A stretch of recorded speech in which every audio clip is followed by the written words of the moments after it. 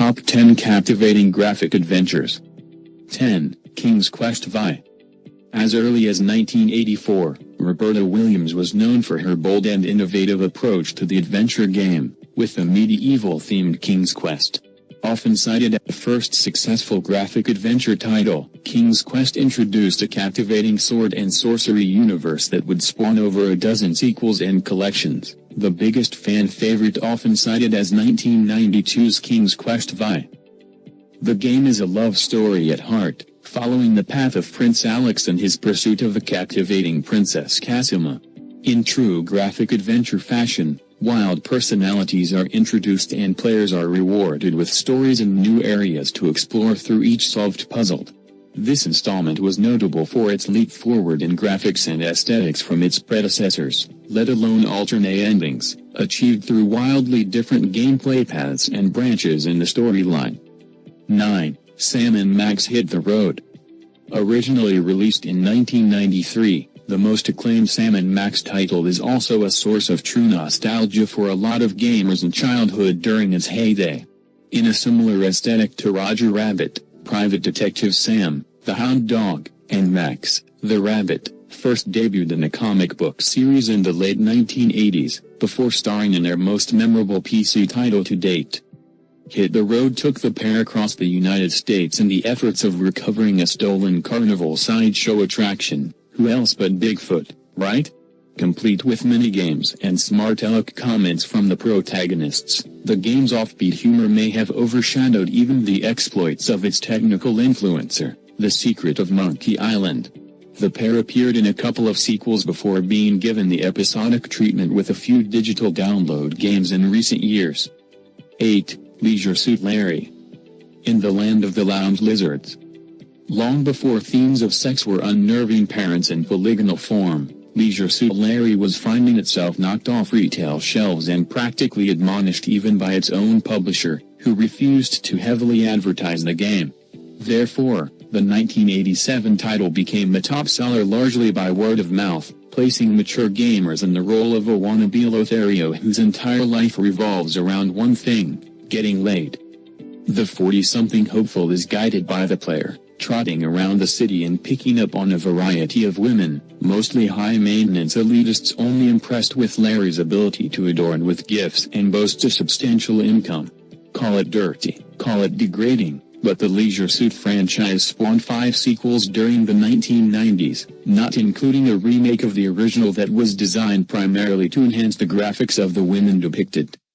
After a few underperforming sequels in the 2000s, a Kickstarter fund was started by a new developer to revive Larry on mobile devices and produce a new HD entry into the series. Larry is the graphic adventure of choice for any player's inner deviant and pushed the meaning of graphic in the genre to another level more times than once. 7. Clock Tower. Somehow, when it comes to true horror, the type that really makes you wince in fear, artists from the Far East are some of the most talented. Setting the stage for terrifying exports like Resident Evil and Silent Hill, the original Clock Tower in 1995 was exclusive to its native Japan for a long time, but that didn't stop the game from garnering worldwide attention once the internet was commonplace. Despite being a point-and-click adventure game at its core, there is a looming survival horror aspect, as the player is constantly stalked by a non-playable psychopath known as Scissorman. This means, at any time, a player must abandon their puzzle and run for their life if the killer in fact enters the same room and attacks them. This was a big departure from the typical take-your-time mood of most graphic adventures. Popularized by a PlayStation port, the game's construct shifted over its sequels, but the initial version was undoubtedly praised for its genre-bending take on the graphic adventure template. 6. Riven. Fans of the original must in 1993 had to wait 4 years until the multi-million-selling classic would finally be given its first sequel, Riven. The 1997 installment tested the wits of gamers unlike ever before and pushed the sanity of its developers to the edge. It was not without reward. The title sold tremendously well, was critically acclaimed upon release, and is still considered by the majority of fans to be the best in the series. Picking up where Mist left off, players assume a role that is essentially themselves, never named specifically beyond stranger. Set in a universe where talented authors can materialize actual worlds with mere writings, the player is tasked with rescuing a man's wife from his totalitarian father who uses said writing talent for self-serving purposes. The game's beautiful scenery yet dark undertones provided commentary on responsibility versus wrath. 5. The Seventh Guest. Regarded as the single title responsible for the boom in CD-ROM gaming, 1993 hit The Seventh Guest was a campy yet engaging first-person adventure set in a haunted mansion. The premise may owe a debt to the Mac OS classic Uninvited but made its own niche with the use of real actors portrayed as ghostly apparitions, fleshing out the backstory and making the player feel like a clairvoyant, let alone investigator. The plot was morbid but presented in a TV horror aesthetic that mitigated the heaviness of themes concerning murder and betrayal. A maniacal antagonist teased the player's performance and offered an unprecedented form of narrative in gaming, think the Haunted Mansion attraction gone wild. In a clever way to aid lost players, a hint system under the guise of a library exists, offering tips on how to solve a majority of the puzzles and aiding the title's accessibility. Although met with a less successful sequel, The 11th Hour, the original retains a strong fan base and re-releases have been produced, for formats as recent as the iPad and iPhone. A third installment is still in production at the time of this writing, assumed to arrive no sooner than the original's 20th anniversary. 4. Indiana Jones and the Fate of Atlantis. Regarded by many as the lost Indiana Jones film in spirit, harsher critics recommending this game over the fourth movie, 1992 hit Indiana Jones and the Fate of Atlantis introduced new mythology, new villains, and new damsel testing the patience of everyone's favorite whip-cracking archaeologist. Inspired by Plato and his writings of Atlantis, the story concerns Indy in a search for proof of the fabled city, but not without crossing mysterious temples, characters of all cultures, and of course, Nazis begging for a beatdown.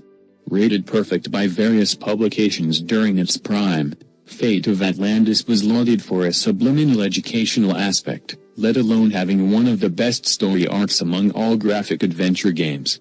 A revamp not long after the original release introduced voice talent, although not of any actors from the film series. 3. The Secret of Monkey Island. Take Pirates of the Caribbean and mix it with a Saturday morning cartoon, and maybe just a pinch of acid, and you'd come up with the wacky yet revered classic, The Secret of Monkey Island. Released in 1990, this title is likely the one that proved to the world that graphic adventures could be all ages fun while providing elements of tongue-in-cheek parody and taxing abstract thinking unlike ever before. As Guybrush Threep would, don't worry, plenty of in-game characters already mock the name. You embark on the naive journey to become a pirate. In fact, it's the first full sentence out of the young man's mouth. However, when the town mayor is kidnapped, your bravery is put to the test and you must rescue her while adopting the pirate lifestyle, all done in a classic graphic adventure style. Sword fighting is not won by real-time actions, for example, but through witty insults and comebacks. Complete with a hilarious cast of characters, including drunken skeletons, and tribal cannibals who speak articulately about their dietary concerns, the world of Monkey Island spawned a few sequels all the way up through the 2000s, including remakes of the first two installments with modern graphics. A movie was even planned at one point but eventually cancelled. 2. Snatcher. Before moving on to his most successful creation, the Metal Gear Solid franchise, Japanese writer and developer Hideo Kojima started out with adventure games. The most revered and celebrated of these was the Blade Runner meets Terminator epic, Snatcher, released in the late 1980s for home computers and the Sega CD in 1993. The adventure game platform was likely attractive to Kojima due to his knack for grandiose storytelling, rivaling even Hollywood films. Snatcher combines conversations, relationship dynamics, stationary shootouts, and evidence examination, all supported by a twisting plot concerning body-snatching robots and identity crises, not to mention the most blindsiding paternal twist since Darth Vader and Luke. To top things off, the player can be detoured severely if they abuse or misappropriate their interactions with some of the game's supporting characters. Hard at work on the latest announcement in the Metal Gear series, Ground Zeroes, Kojima has his plate full and the outcry from gamers for a Snatcher remake may go unfulfilled, at least for a while. 1. Grim Fandango. In the greater perspective of graphic adventure games, it seems almost a crime to feature only one title spearheaded by Tim Schafer, adorned by many as one of the most visionary writers and developers in the entertainment industry. However, to keep a balance, this spot goes to Schafer's most intriguing and technically advancing accomplishment in the genre thus far. After getting his feet wet on Maniac Mansion and The Secret of Monkey Island, Schafer co-designed the former sequel, Day of the Tentacle. This opened the door for his first solo project, Full Throttle, a biker-themed cult classic featuring the voices of Mark Hamill, Star Wars, Tress MacNeille, The Simpsons, and the late Roy Conrad. Following Full Throttle's success, Schafer was ready for his masterpiece of the decade and entered the land of the dead, creatively speaking, with 1998's Grim Fandango. Players control the skeletal Manny Calabra, a travel agent for the newly deceased who accommodates his clients based on their goodness in life. Eventually, Manny finds his business is corrupted from the top down, and perfectly good souls are being cheated out of good tickets by a crime lord finagling the agency. Upon discovering his love interest, Mercedes, a victim of this corruption, Manny becomes involved in a noir-style epic to save his woman and find a better life, or afterlife, for the two of them.